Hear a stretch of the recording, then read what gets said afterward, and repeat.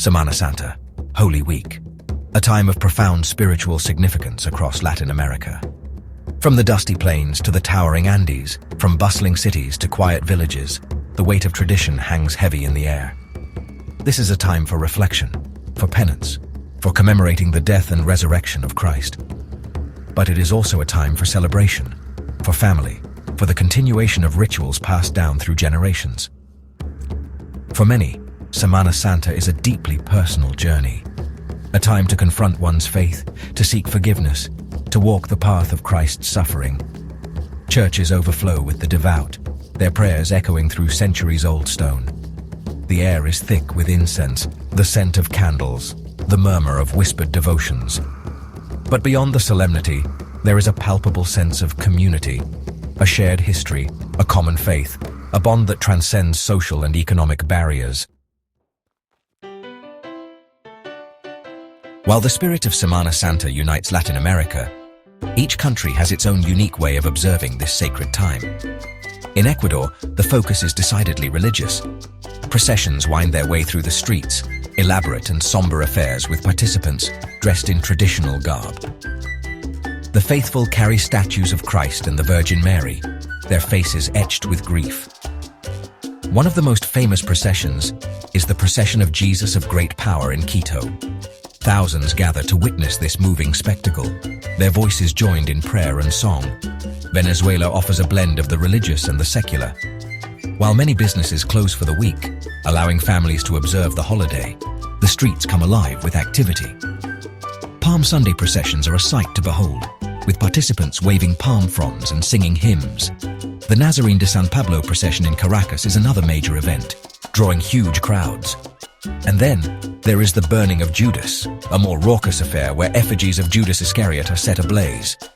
Uruguay, in contrast, has adopted a more secular approach. Semana Santa is officially known as Tourism Week, reflecting the country's separation of church and state. While traditional Easter celebrations continue, they are joined by a host of other events. Beer Week, Creole Week of the Prado, the Week of the Cycling Tour, the Festival of the Olimar, the Week of the Sunflowers. These are just a few of the festivities that draw visitors from far and wide.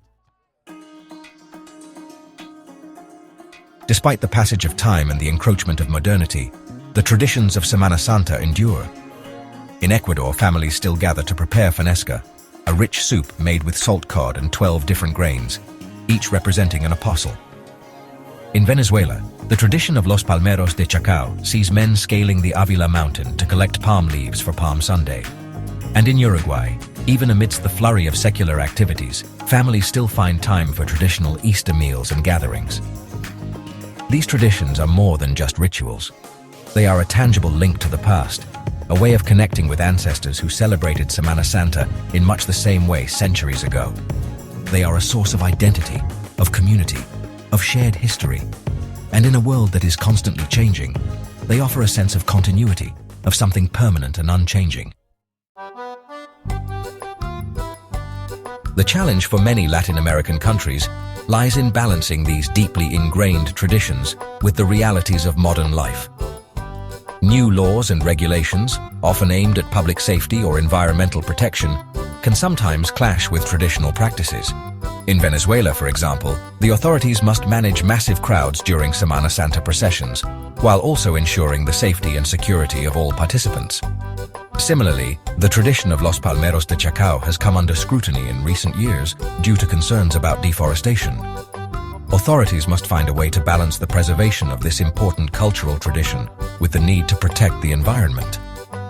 This delicate balancing act is not always easy, but it is essential if these traditions are to survive and thrive in the 21st century.